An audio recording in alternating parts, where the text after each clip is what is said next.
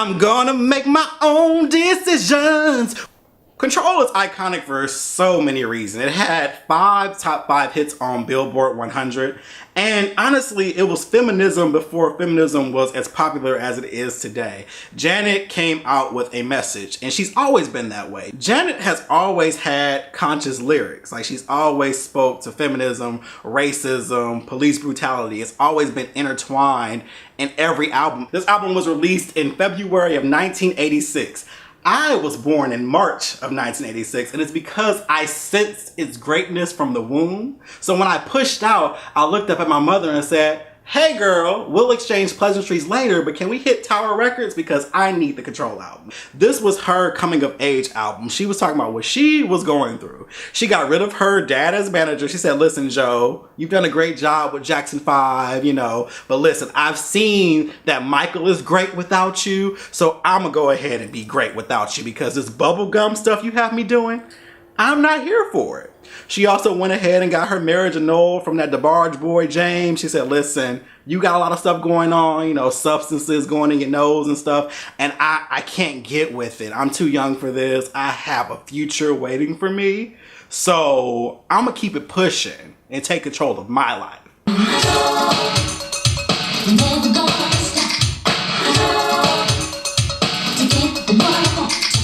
Then it goes to Nasty. She was like, listen, I encountered you boys. I want you to know that I'm a grown-ass woman. Miss Jackson, you will respect me. Stop looking at my ass. I know it's fat, but stop looking at it. Respect me. Respect me. I don't deal with nasty boys. I'm good. You guys are all the same. I don't have time for any of this. What have you done for me lately? The original Bills, Bills, Bills. She's like, listen, like, you was cool when we first started dating. You was real cool. You were buying me stuff, you know, taking me places I ain't never been. You know, now your feet are on my couch. You know, if I didn't cook, we would starve to death, dude. You ought to be thankful for the little things, but little things are all you seem to give. You're always beating off what we could do today. So opera says, you've got one life to live. Who's right?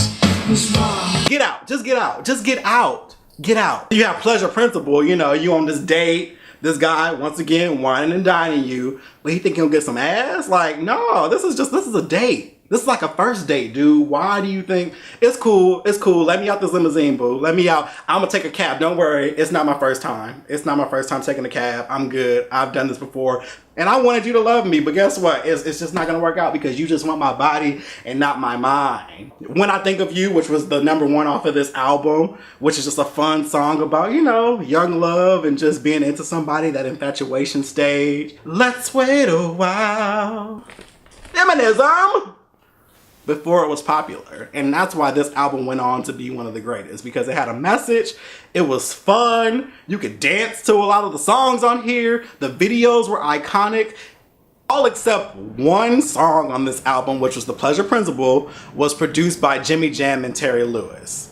And they went on to produce most of Janet's albums, the good ones at least. It was when she worked with other producers where things got a little shady. But you know, she came back for that last album, Unbreakable. So, you know, welcome back into the fold. Jimmy Jam and Terry Lewis with Janet Jackson is just magic. And literally when you can't think of one without the other, period. Like, and this was the beginning of that. This is when she started working with them. She saw the time and said, I like them. She went to the concert with her mama. You know, they were singing about nasty stuff, but she liked the sound. Janet's like, that's the sound I want. I want that funkiness.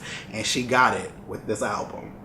This album went on to sell 14 million worldwide. It was inducted into the Rock and Roll Hall of Fame as one of the 200 greatest albums of all time. Janet Jackson, living legend, living legend.